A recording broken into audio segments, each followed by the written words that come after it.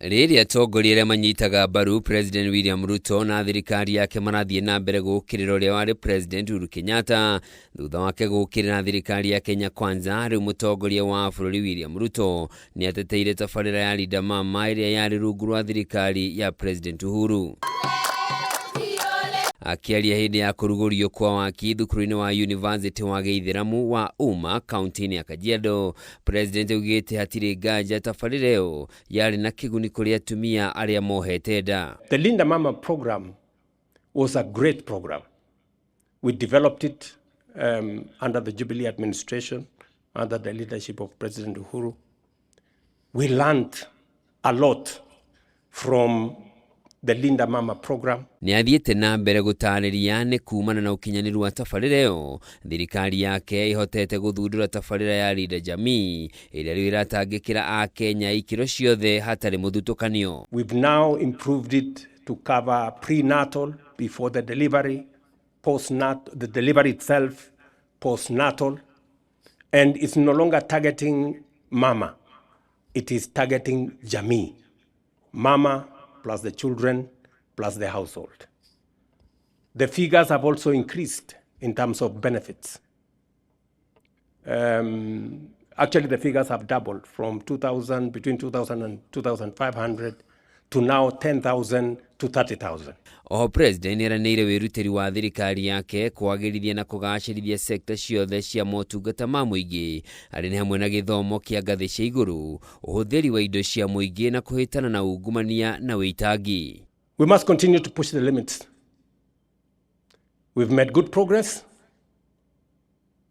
with our transformation of agriculture, with our transformation in education, with our transformation in health. We've made good progress with our affordable housing and markets and hostels, but that's just the foundation. We need to up our game. That is my belief. We have what it takes.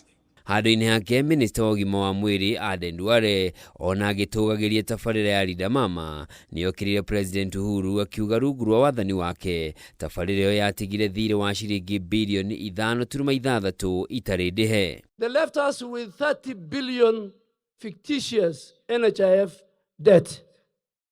Out of that debt, Linda Mama debt under NHIF inpatient was 4.8 billion.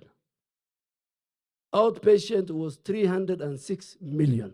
In total, my good friend, my former leader, you have left us with 5.6 billion Linda Mama.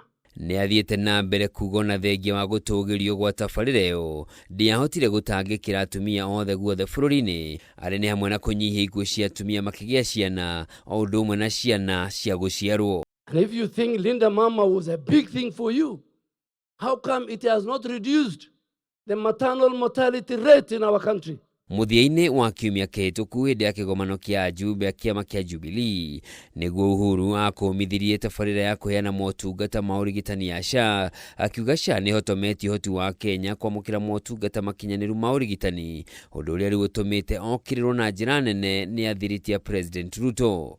Handũ-inĩ ha Kameme TV, njĩtagwo Njoroge wa Kĩmani.